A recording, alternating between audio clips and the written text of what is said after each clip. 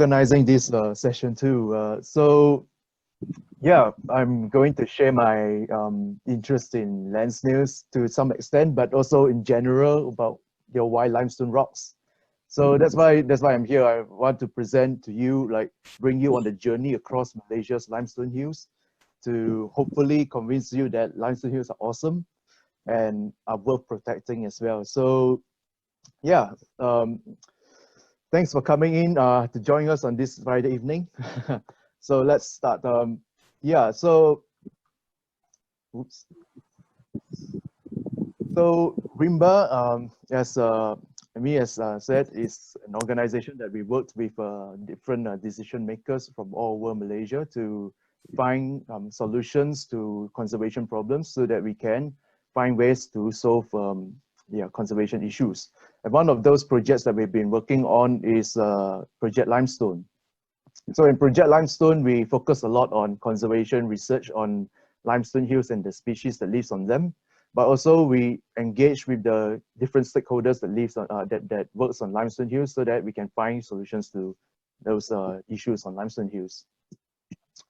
So in tonight's talk, we will be going through 6 different topics. It looks very heavy going, but don't worry too much. We are going to first of all talk about what limestone karsts are, how they are formed, and what makes them special, and how have they benefited us, and then how are they faring in today's world of modernization and development, and then what's next for limestone karsts. So what are limestone karst areas? So limestone karsts are basically a region that is full of limestone, and this limestone is being subjected to a lot of weathering and erosion so that it looks like a honeycomb. A honeycomb being that there's a lot of caves, a lot of holes, and a lot of fractures and cracks on the landscape. So eventually, over time, you develop this kind of region where there's a lot of these massive rocks that juts out from the land surrounding the landscape. So in Malaysia, this is what you find in areas like in Ipoh, in KL, in Batu Caves, and in Perlis. So how are limestone karsts formed? Well, limestone karsts can be traced back to its origins to underwater reefs, like coral reefs. So long time ago, millions of years ago, hundreds of millions of years ago, most of Malaysia is underwater. And a lot of these areas are full of shallow seas with a lot of marine life. So a lot of those marine life includes corals, that build some skeletons out of calcium carbonate. And then there's also snails and clams and so on that also builds out of calcium carbonate, builds all these shells. So over time, all these creatures live and die, and then they create layers upon layers of limestone. So over time, all these layers get compressed together to form what you call limestone. So you can see this kind of structures even from space. This is in eastern part of Sabah. These are coral reefs that exist right now. So all these are underwater.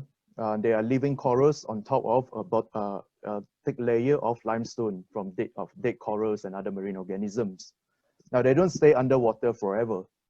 Over time, because these corals are on a moving tectonic plate, what happens is that over time it gets pushed up on land. So over millions of years, bit by bit, every year, let's say a few centimeters, it moves up on land. So over time, all these rocks gets pushed up on land, form what you call the limestone karst landscape. So limestone rocks gets pushed up. Now, if you look closely at these limestone rocks, you will find a lot of fossils on them. So this limestone rock here was, we found it in Perlis.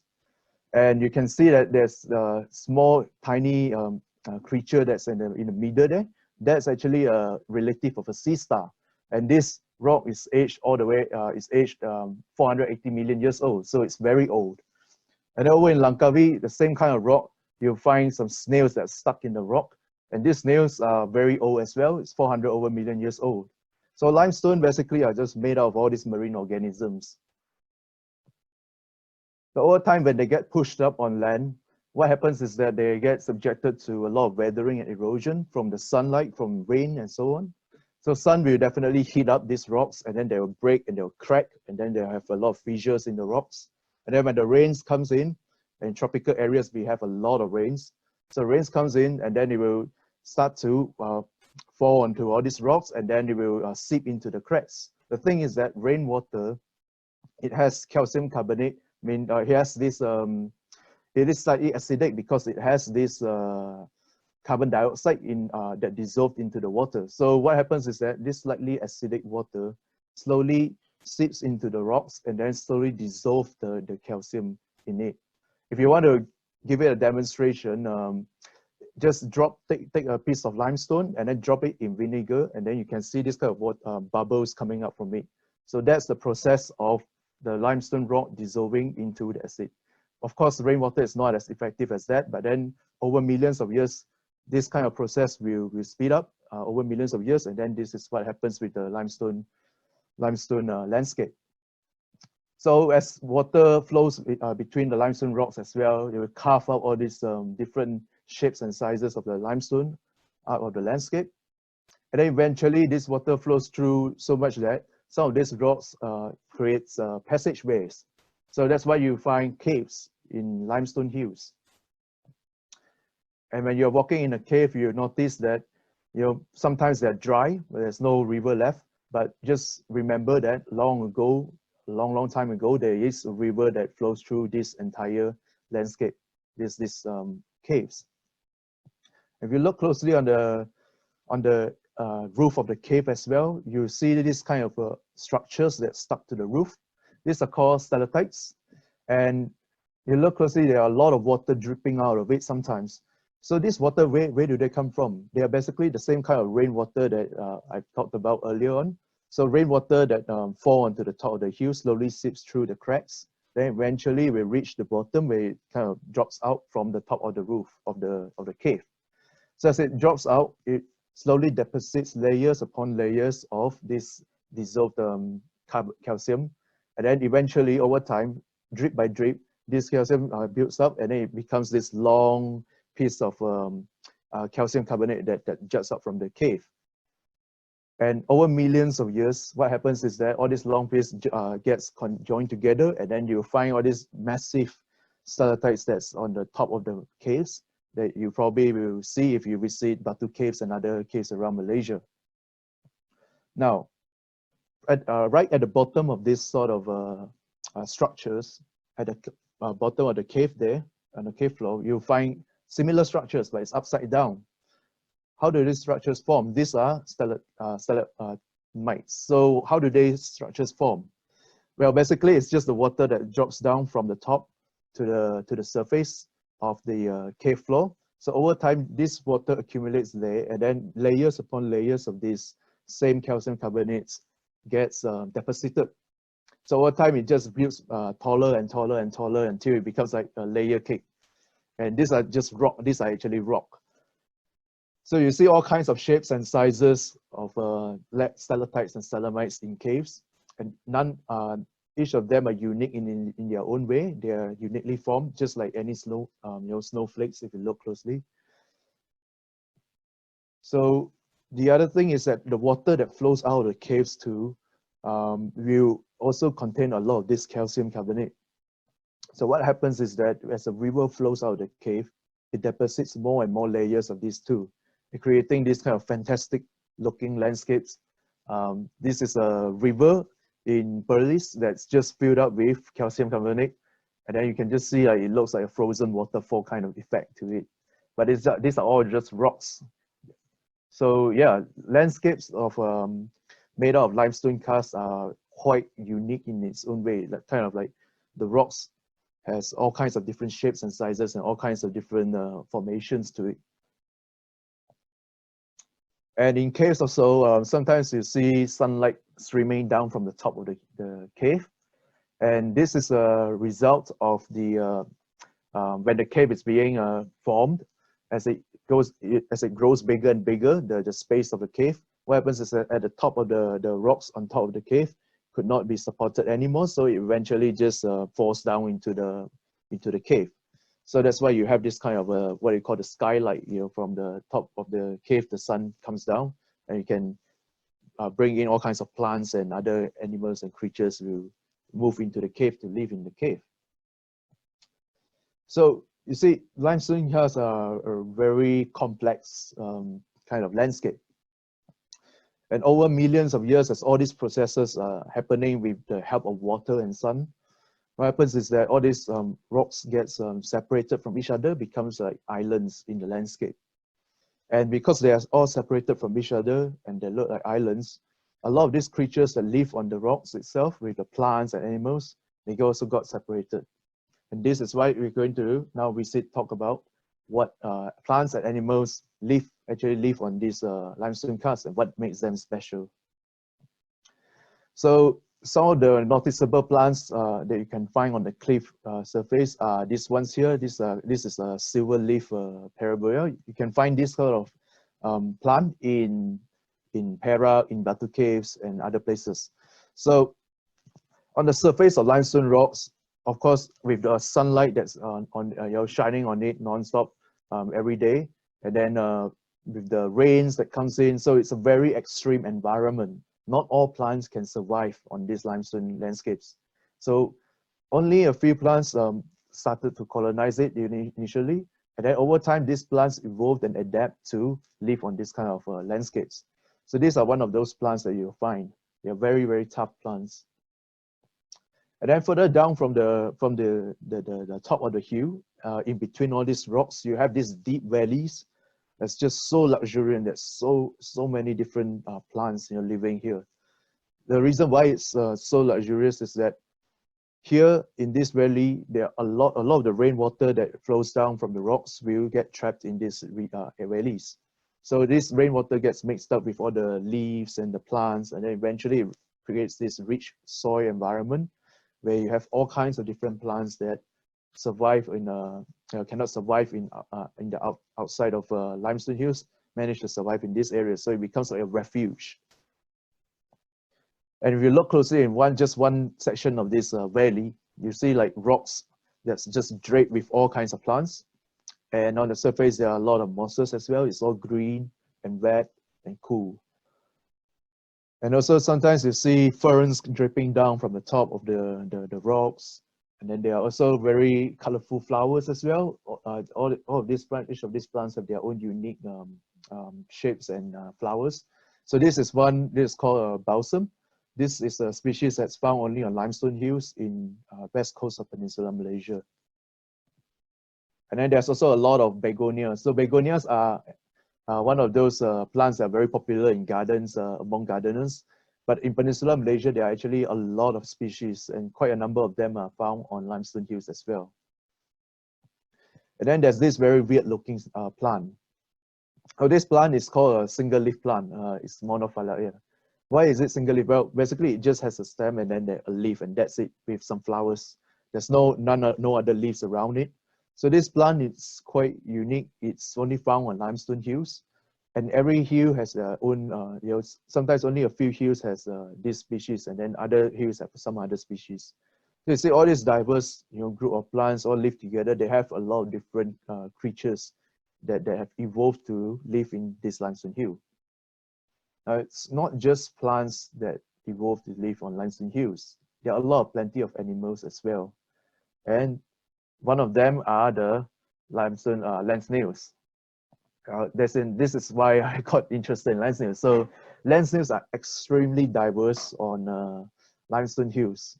Every hill has some unique species that's on them most of the time. And in one hill, you can find up to 60 something species sometimes. So it's very, very diverse. Why are snails so diverse on limestone hills? Well, it's something to do with the fact that limestone are made of just basically calcium carbonate. And snails require limestone, require calcium carbonate to create their shells.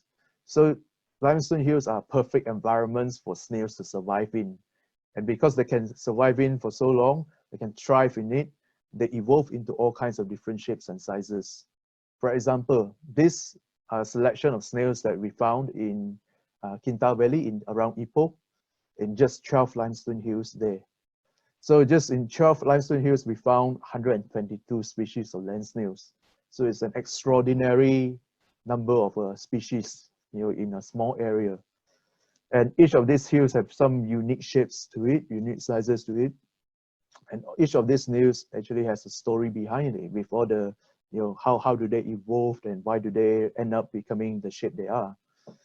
So it's very fascinating.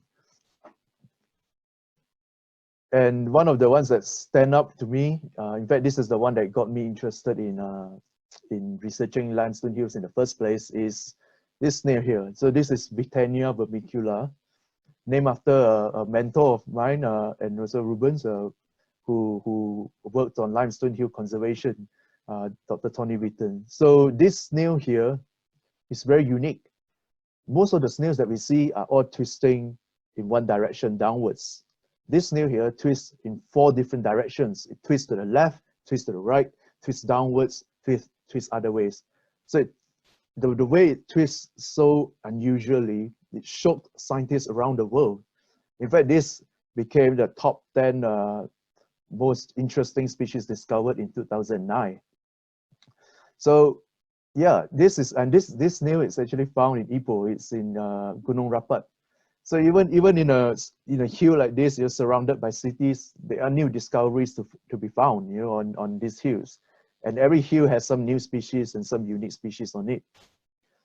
So yeah, there are a lot of stories of evolution and endemism on limestone hills. And it's not just snails. There are also a lot of other creatures like lizards and geckos that are adapted to limestone hills.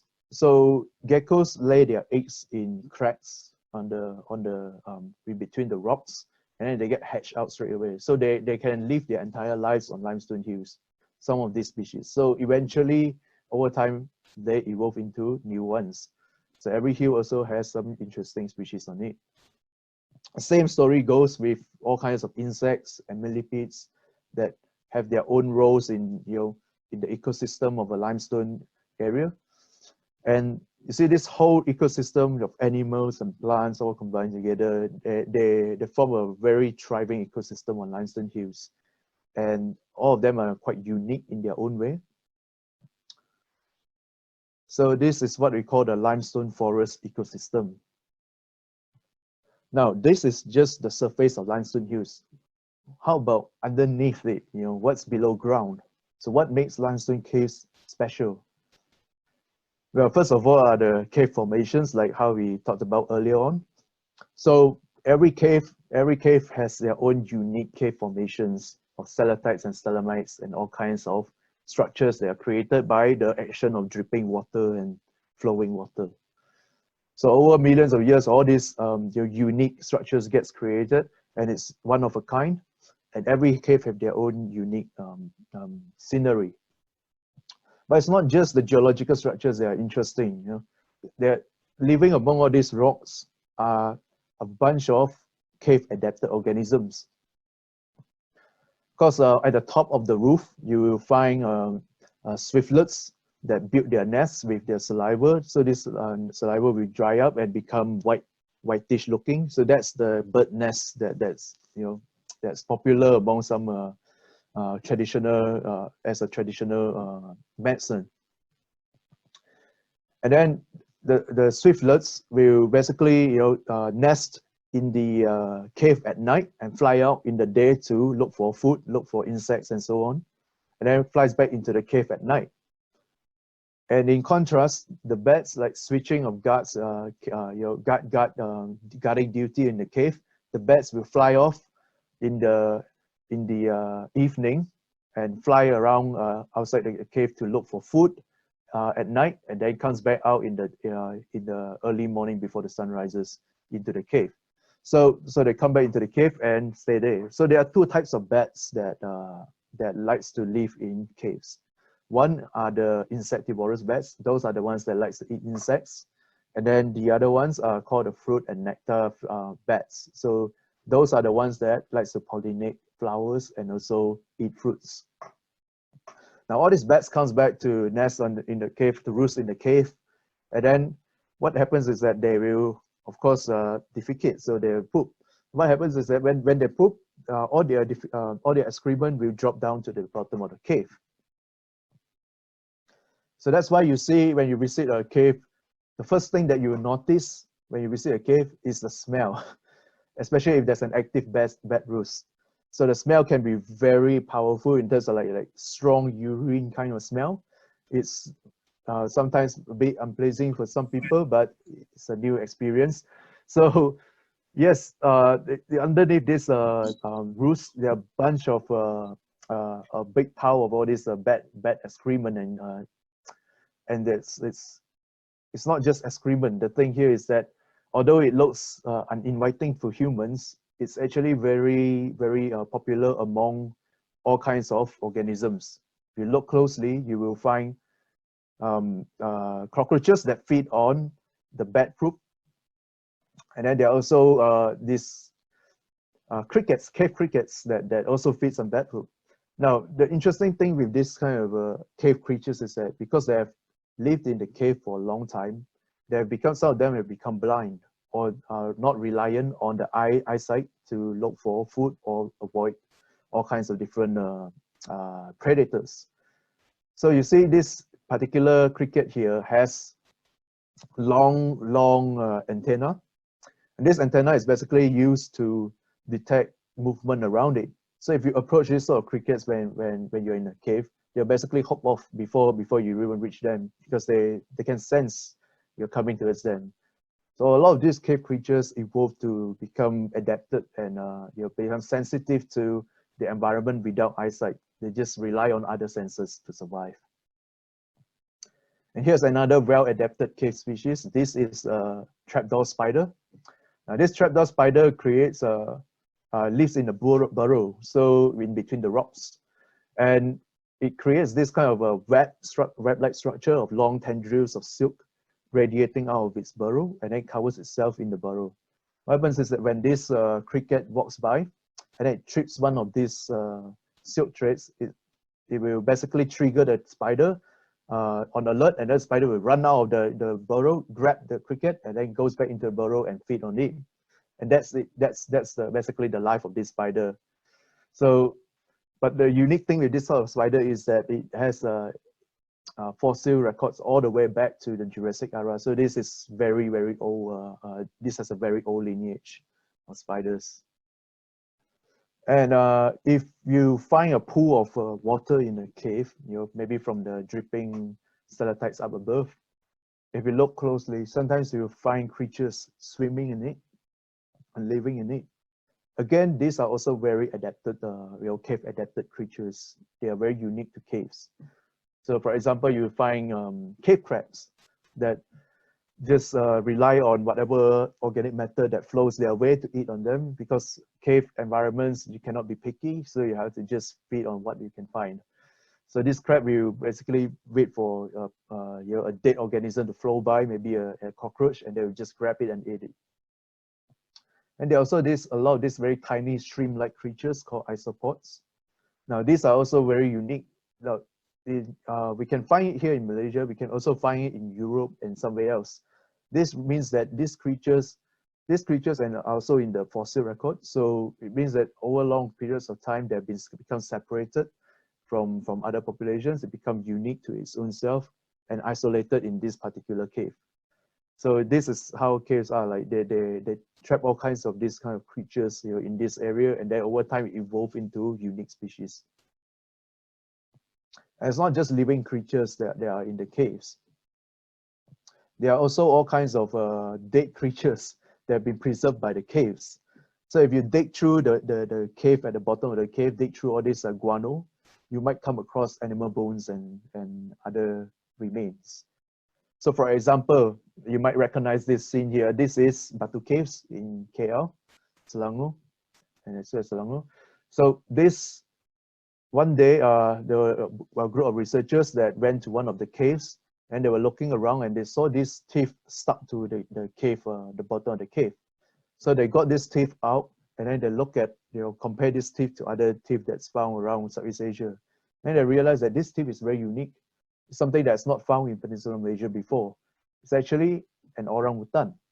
So there used to be orangutans in KL. And orangutans nowadays are only found in the wild in Borneo and Sumatra. So Peninsular Malaysia's orangutans have become extinct long ago, like thousands of years ago. And it's only now preserved in caves. So imagine orangutan swinging tree to tree, in a landscape that's fully forested KL. This is how it looks like, back then. It's quite amazing what you can find in caves. And the other cave that's interesting in Malaysia for fossils as well, it's in Ipoh. So from the outside, this cave, this cave called Gua Naga Mas, from the outside it looks like just any other cave. It's just surrounded by industries and agriculture land. But if you look closely, if you walk up the flight of steps, you go into the cave and look up, you see this. This is the most complete tiger fossil in Peninsular Malaysia, And basically this it's suggested that this tiger fossil, thousands of years ago, this tiger walked up to this cave and laid there and died. And it got encased in this mix of mud and calcium carbonate, So eventually it got fossilized into the rock itself. So you see, caves are perfect environment, perfect conditions for preserving fossils. So you find a lot of fossils. These are just 2 examples. There are a lot more around Malaysia, and a lot more that that will be discovered in the future. Now, it's not just ancient animals that gets preserved in caves. Even human remains and culture, prehistoric culture, are being preserved by caves as well. Now, just 10 kilometers north of Gua Naga Mas is another limestone hill in Ipoh. This hill here looks unassuming from afar. It's just surrounded by average suburban areas. There's nothing much interesting to it. It looks like, it's just another hill. But if you walk up this flight of steps again, and then you look up this cliff here, you will find cave paintings, like lots and lots of cave paintings. There are hundreds of cave paintings across this 100-meter stretch of rock cliff. And then basically, this rock painting tells you about the story of how Ipoh is. Some researchers suggest that this painting is around 2,500 to 4,500 years old. And it shows what used to live in Ipoh.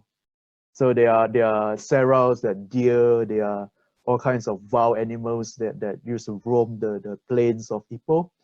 And there are humans that hunt these animals as well. So all these are recorded on the mural of this rock wall in Ipoh. And just further north in Perak, in an area called Lenggong Valley, there's an even more interesting group of discoveries. So in Lenggong Valley is where archaeologists found out that this is the most important archaeological site in Southeast Asia and in Malaysia, one of the most important in Southeast Asia, but it's also the most important in Malaysia, because here in this place, in this valley, surrounded by the mountains, you'll find remains of human tools and human remains that stretches all the way back to 1.8 million years ago, which is a long time. So humans were here long ago. And one of the most significant discoveries is this skeleton. This skeleton is the most complete human skeleton and the oldest human skeleton in Peninsular Malaysia. That's 10,000 years old. This is the Perak man. And surrounding this human skeleton, they found lots of stone tools. These tools are used as knives to cut your meat, animal meat, and to cook animal meat, and so on. And there are also a lot of these interesting ornaments made out of shells, necklaces, bangles, and so on. So it shows that there used to be a very sophisticated ancient culture here in Peninsular Malaysia as well. And there are also many remains like this in Borneo as well. So it tells us the history of humans in our country. And so, yeah, what makes Limestone Cave special is a lot of the different cave formations, the biodiversity on it, the fossils, as well as all the human prehistory that's recorded within the caves, preserved by the caves. But nowadays, in modern era, in this modern era that we are living now, what does Limestone Caves provide, Limestone Karsts provide to us? As it turns out, it's actually a lot. Well, first of all, let's go to Borneo. Remember the swiftlets that we talked about earlier on? So there's a swiftlet. So swiftlets used to be living in caves before they were commercialized large scale in this kind of massive, large buildings that they're built specifically for swiftlets. Before that happens, they used to live in caves. So in Borneo, how people harvest swiftlets, basically they put these poles and ladders that reach all the way up to the top of the cave, and then fix it to the top of the cave, and they jump up these poles and pull themselves up and collect the swiftlet nests from the top of the caves. Now these nests are then sent out as a trade to China, and it's super valuable to the local economy, and it's still valuable right now because cave harvested swiftlet nests are natural, and then you've got those ones that are built. They're kind of like semi, artificial. They're built by humans. In this kind of building. So there's a preference for cave nesting swiftlets. And then let's revisit guano as well on the at the cave floor. Well, guano used to be also a very important resource, natural resource from caves. Long ago, before we have abundant fertilizer, the best areas to look for fertilizer are basically caves, because a lot of this bad guano are full of all kinds of nutrients that the plants needs. So people mine caves for their guano a long time ago, and use those guano to plant all kinds of fruit trees and so on. I was talking about speaking about agriculture. We are now going to talk about durians. So yeah, what does durian has to do with caves? Well, it's got to do with this. So I'm going to show you this video, but unfortunately videos don't work well in Zoom. So if you can have a look at, if you can click on, scan on this QR code, or click on this particular one, yeah. So the thing with durians is that they have this kind of flowers that are specifically, these flowers specifically attracts bats most effectively. So the bats from the caves are nectar bats. And what happens is that these nectar bats will pollinate the durians. And the durians that we eat are a product of these bats pollinating the durians. So durians are important. Bats are important for the pollination of durians. Without the bats, there will be no durians as well. So, yeah. Now, it's not just durians that are, that bats help. Well, nasi lemak, the main ingredient in nasi lemak is rice. It has something to do with, this rice has something to do with the bats as well. You see, if you get a chance to stand at a paddy field, let's say in Kedah or Perlis, that's surrounded by these limestone hills, and then you'll wait for the sun to set around the evening, the late evening. What happens is that you will find bats flying, zooming around these paddy fields. What are they doing? Well, they're basically eating insects. And one of those insects that they're eating are the plant hoppers. So there's a story, there's a research done in our neighbor in Thailand that found out that wrinkled-leaf bat, this particular insectivorous bats, feeds on these plant hoppers, and in turn controls the amount of what plant hoppers can eat on the plants. So basically, on the rice plants. So basically, these bats contribute to the productivity of rice.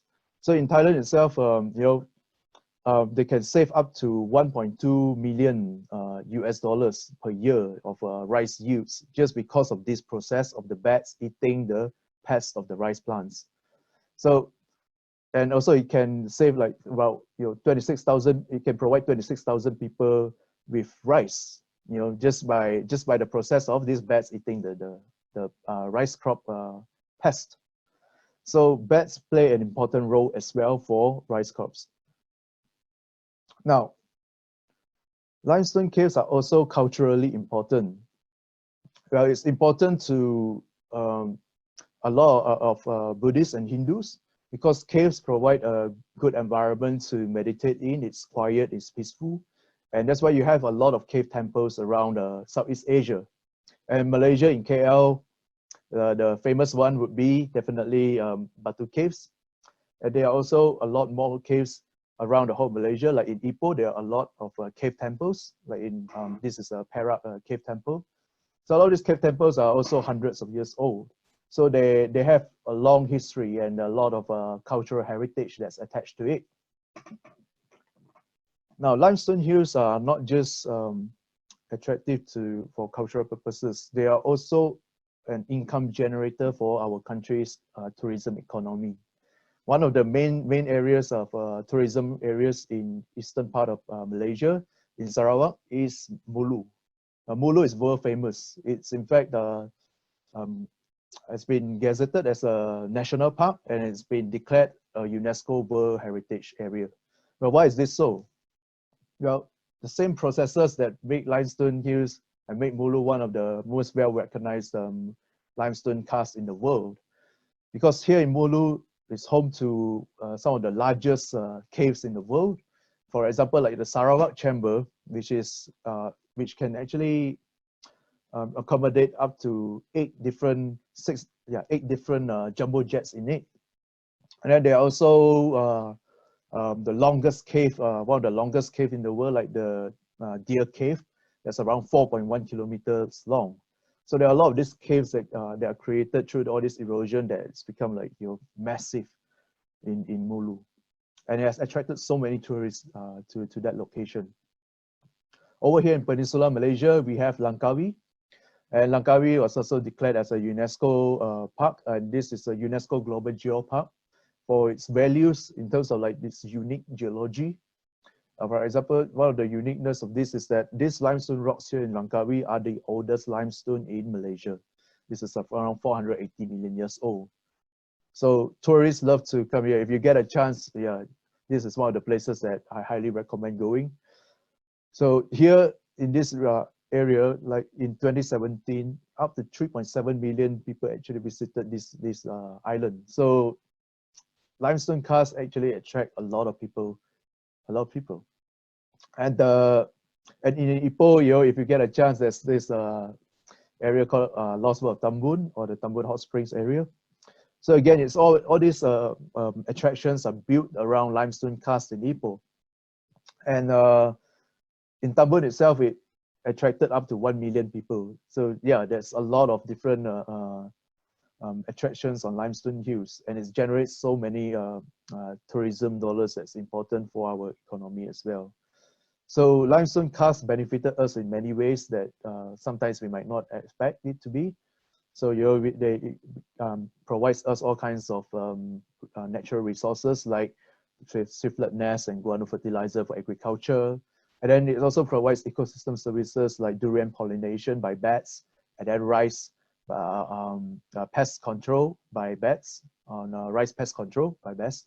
And also the it's a cauldron of cultures, of cultural heritage, of cave temples, as well as tourism mecca. Basically, it's a great place for tourists to come and enjoy, because it's so aesthetically amazing, like.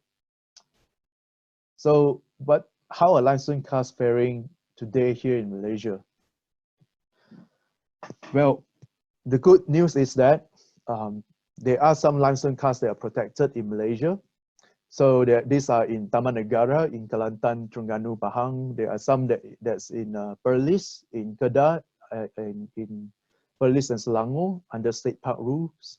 And then there are also in Sabah and Sarawak, some protected under national parks and wildlife reserves.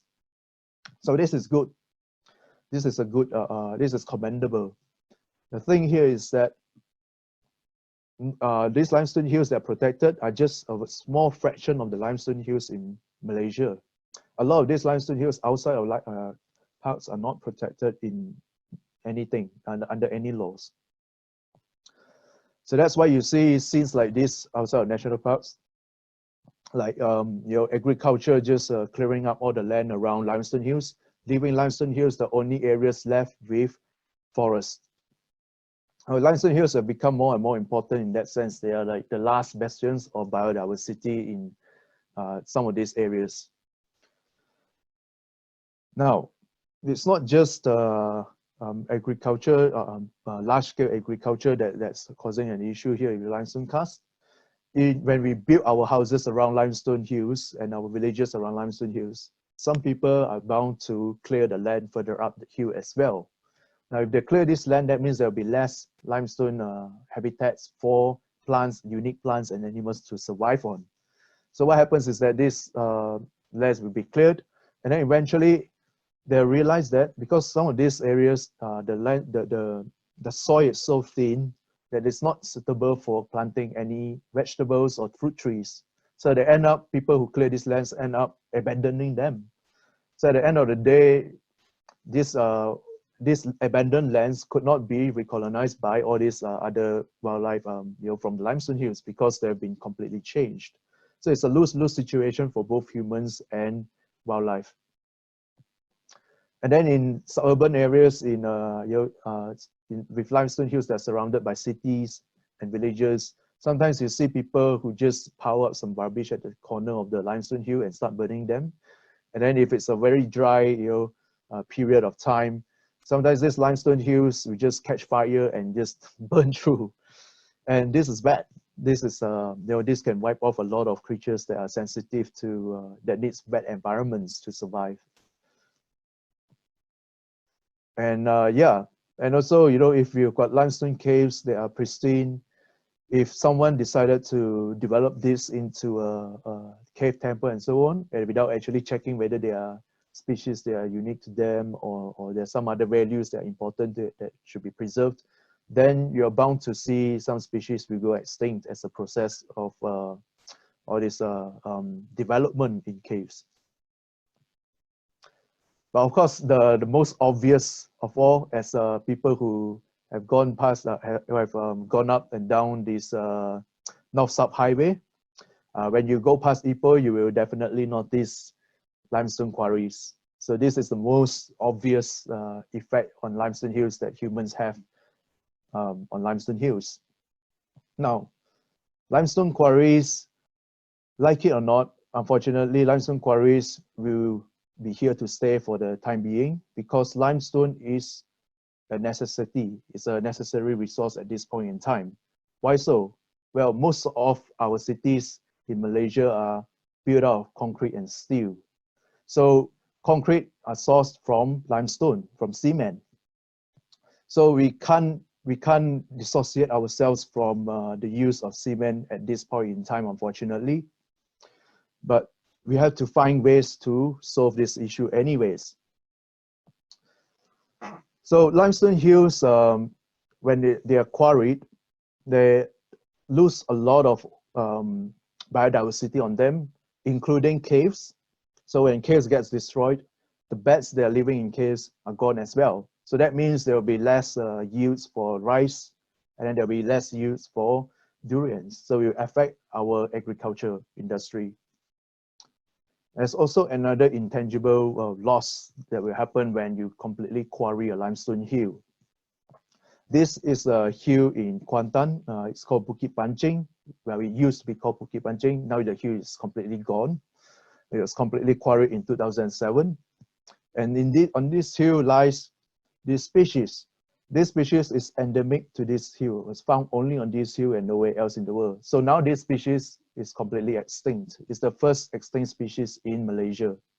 And a lot of creatures like this are also, a lot of other creatures are also experiencing the same issues, not just with quarrying, but your agriculture by burning of hills and all kinds of human activities that are happening on hills. So yeah, limestone karsts, they are both good and bad news, unfortunately. So some hills are protected, most are not. Those that are not protected outside of national parks, they are being subjected to agriculture and urbanization effects that affects the ecosystem. And some of these effects includes land clearing and fires. And then some of these caves are not well managed. So if new temples or resorts or tourism or mass tourism comes into these caves, Basically, these creatures that survive, in this case for a long period of time, cannot survive through this disturbance. And of course, limestone quarrying is an issue if it's not well managed. So what's next for limestone karsts? The important point here is that not all hope is lost. There's still a lot of limestone hills out there in Malaysia that we can save. And there's still a lot of opportunities for us to work together. So as a government, first of all, as a government, what government needs to do is to choose the right kind of hill for protection.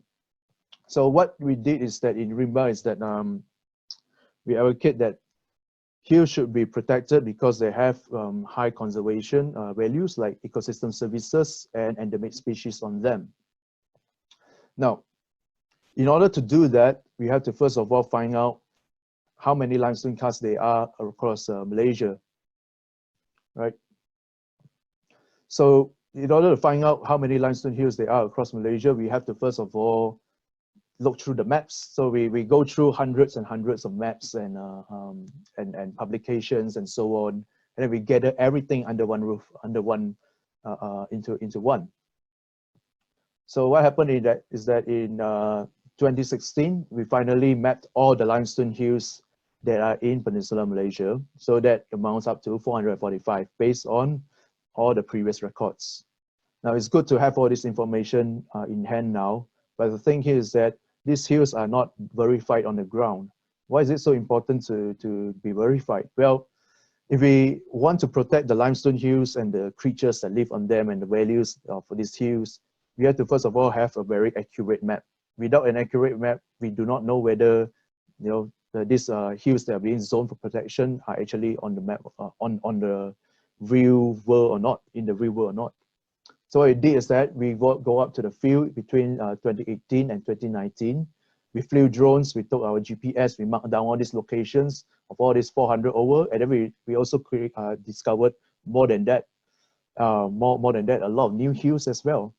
So we mapped all these hills together, including those in Langkawi. And then now in Peninsular Malaysia, we found that there are 908 limestone hills. Now we have a very accurate map of all the limestone hills in Peninsular Malaysia. And for Sabah and Sarawak, we did the same. We mapped all the hills based on the geological maps and also the reports. And in the future, we will be continuing this process of verifying all these hills on the ground. So now we have a complete map for the whole of Malaysia. And with this complete map for the whole of Malaysia, we can now focus on how to protect those hills.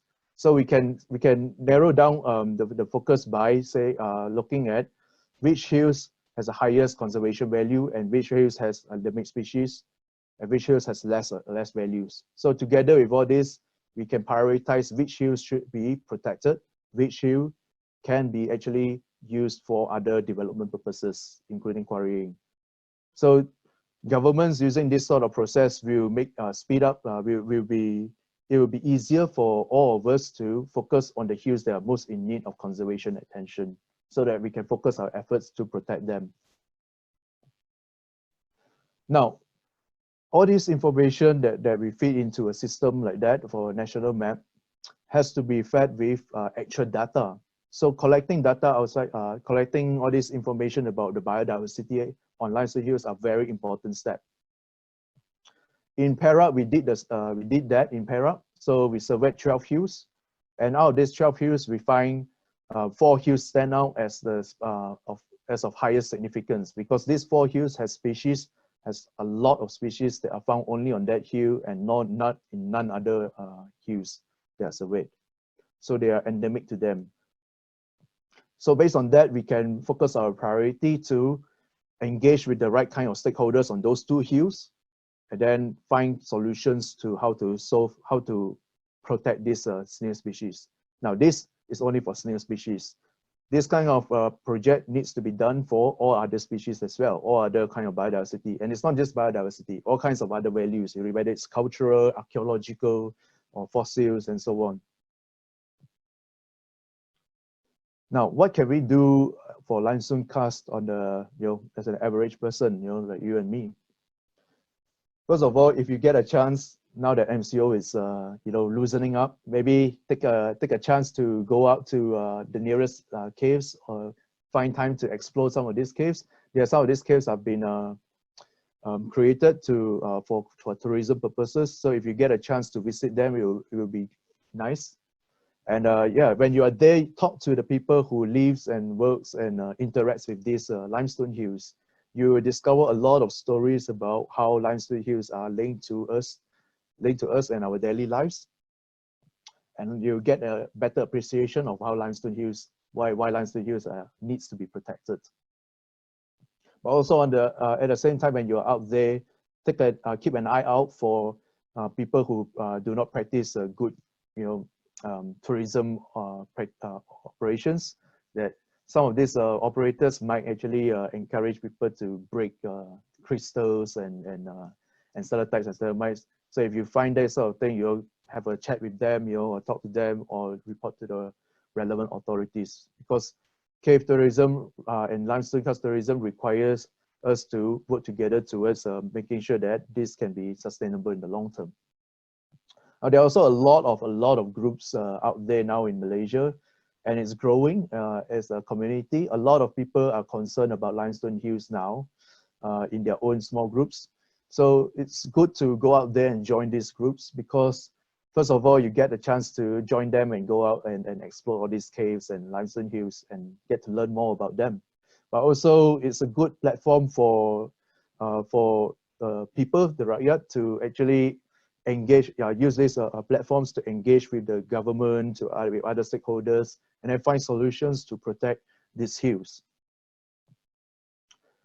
And also, there are opportunities that needs to be opened up for all these agricultural companies and the quarry companies, that they need to open up to collaboration and cooperation with the conservation groups, as well as researchers and the government, because limestone hills are unique in its own way, and we have to find ways to coexist to be able to extract things, but then also try to minimize the effects to the limestone ecosystem and the environment around them. So more cooperation is needed. And lastly, if you like durians and you like nasi lemak and all kinds of rice dishes, don't forget about the bats. The bats are behind all this. They help you to create all kinds of creatures. To all kinds of amazing food. So don't forget them. So I hope I told you that limestone hills are amazing, and then they are also very important for tourism and our economy. And more of these hills needs to be protected and appreciated. So if you're interested, just follow us on our updates on social media. We'll be around. We'll be here, and we'll be adding more interesting limestone stuff, limestone related stuff in the future. Thank you.